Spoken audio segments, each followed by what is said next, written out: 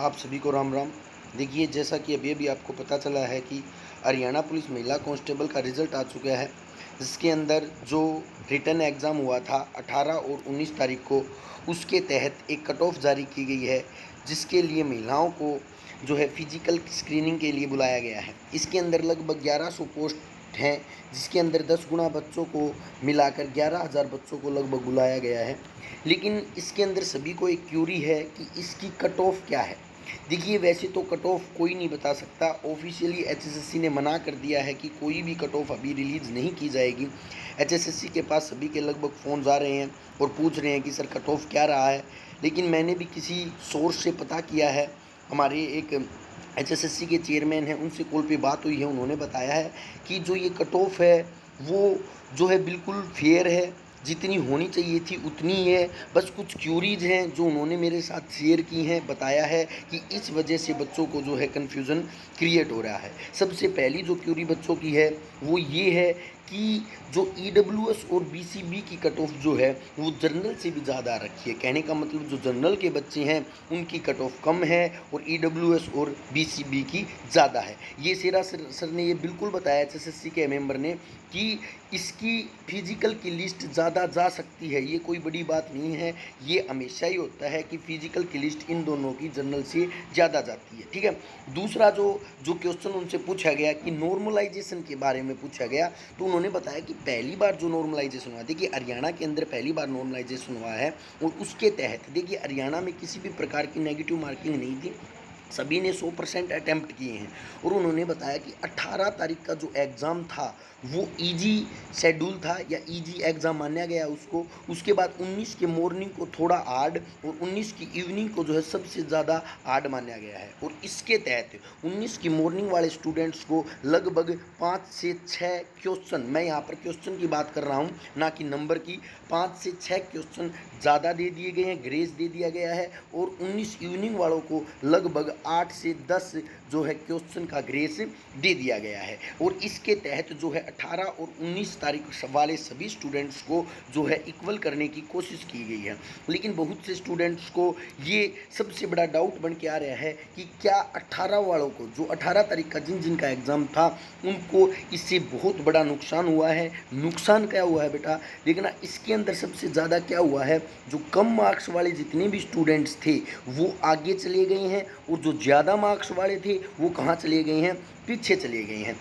ये होना लाजमी है, ये सभी को ये दिख रहा था कि जो 19 तारीख को एग्ज़ाम बच्चा दे के आया था उसका एग्ज़ाम हार्ड था और उसके मार्क्स जो हैं अपग्रेड होने थे, ज़्यादा होने थे। और ये भी बात आपको पता चल गई होगी। अब मैं बताता हूँ कि ये कट ऑफ किस के अकॉर्डिंग गई है, मतलब जो है जर्नल की कट ऑफ क्या रही है। जर्नल के क्वेश्चंस की कट ऑफ से बात करता हूँ, किस क्वेश्चन पर जर्नल की कट ऑफ लगी है, किस पर ईडब्ल्यूएस की लगी है, किस पर आपके जो है ओबीसी या क्या नाम है अपने बीसीबी और ए दो कैटेगरी हैं ओबीसी की, तो बीसीबी की लगी है। तो इन सभी जो है कट ऑफ के बारे में बात करते हैं, महिलाओं की कट ऑफ कितनी गई है। तो आपको ये पता चल गया होगा कि ये जितना भी गड़बड़ हो रखा है कि कम मार्क्स वाले स्टूडेंट देख रहे हैं कि मेरा नाम नहीं आया, लेकिन वो जब देखते हैं कि मेरे से भी कम मार्क्स वाले स्टूडेंट्स का क्या रखा है इसके अंदर, लिस्ट के अंदर रोल नंबर है, तो उनको थोड़ा भी पैनिक होने की ज़रूरत नहीं है, क्योंकि उन स्टूडेंट्स को नॉर्मलाइजेशन का फ़ायदा मिला है।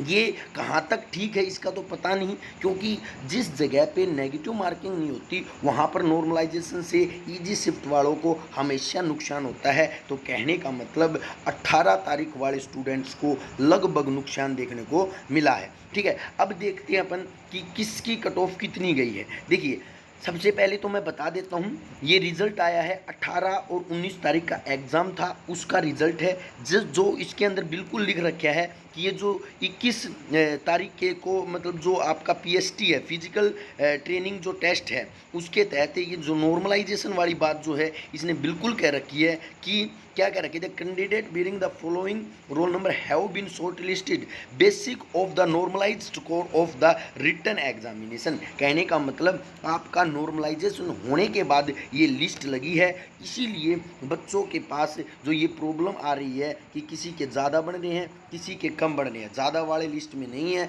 कम वाले लिस्ट में हैं। तो ये आपको समझ में आ गया होगा शायद। मैं फिर बता देता हूँ, 19 की जो मॉर्निंग शिफ्ट थी 19 की जो मॉर्निंग शिफ्ट थी उसको लगभग जो है 6 क्वेश्चन का, मार्क्स नहीं, यहाँ पर मैं क्वेश्चन बता रहा हूँ, इस 6 क्वेश्चन का फ़ायदा मिला है। और 19 की इवनिंग जो थी उसको लगभग 8 से 10 क्वेश्चन का फ़ायदा मिला है। ठीक है, इसी वजह से जो ये लिस्ट है वो जितनी जानी थी उससे ज़्यादा हो गई है। अब मैं बात करता हूँ लिस्ट के बारे में। इससे पहले मैं आपको बता देता हूँ कि जो आपको अब जाना क्या है, अब करना क्या है। अब आपका फिजिकल जो है वो 11 से 13 तारीख तक होगा, मतलब आपके पास कुछ भी समय नहीं दिया है फिजिकल के लिए। 8 तारीख को आपके एडमिट कार्ड आ जाएंगे, बिल्कुल ऑफिशियल है। अब देखिए मैं लिस्ट बताता हूँ, लिस्ट एनालाइज के ऊपर लिस्ट है। लिस्ट कहने का मतलब किस बेस पे बनाई गई है, ये बनाई गई है स्टूडेंट्स से बात कर कर, HSSC से बात कर कर कि भाई जो है इस लिस्ट को किस प्रकार से तैयार किया गया। तो उन्होंने बिल्कुल फेयरली बताया है कि नॉर्मलाइज स्कोर होने की वजह से आपको ये प्रॉब्लम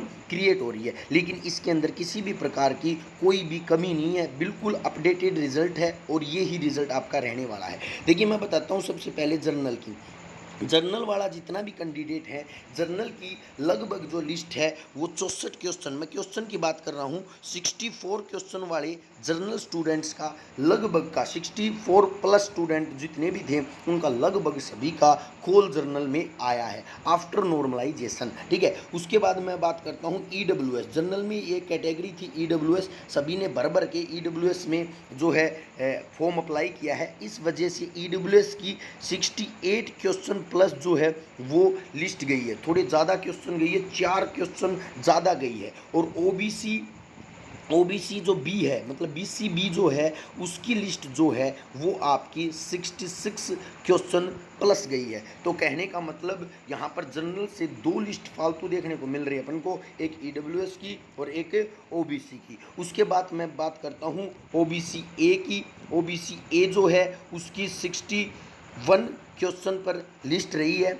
उसके बाद मैं बात करता हूँ कि जो अपनी जो बचती है वो SC की, ST अपने पास है नहीं, SC की जो लिस्ट है वो 55 क्वेश्चन प्लस पर जो है आपकी लिस्ट गई है। ये सारा का सारा मैं नॉर्मलाइज स्कोर बता रहा हूँ और ये बिल्कुल HSSC से बात कर कर और स्टूडेंट से बात कर कर भी किसका हुआ है किसका नहीं हुआ है, किसका 19 तारीख का था किसका 18 तारीख था, उसके अकॉर्डिंग मैं आपको बता रहा हूँ। उसके बाद मैं बात करता हूँ कि जो आपकी एक्स सर्विसमैन जो थी वो लड़कियाँ को DESM का भी कोटा मिला है, DESM।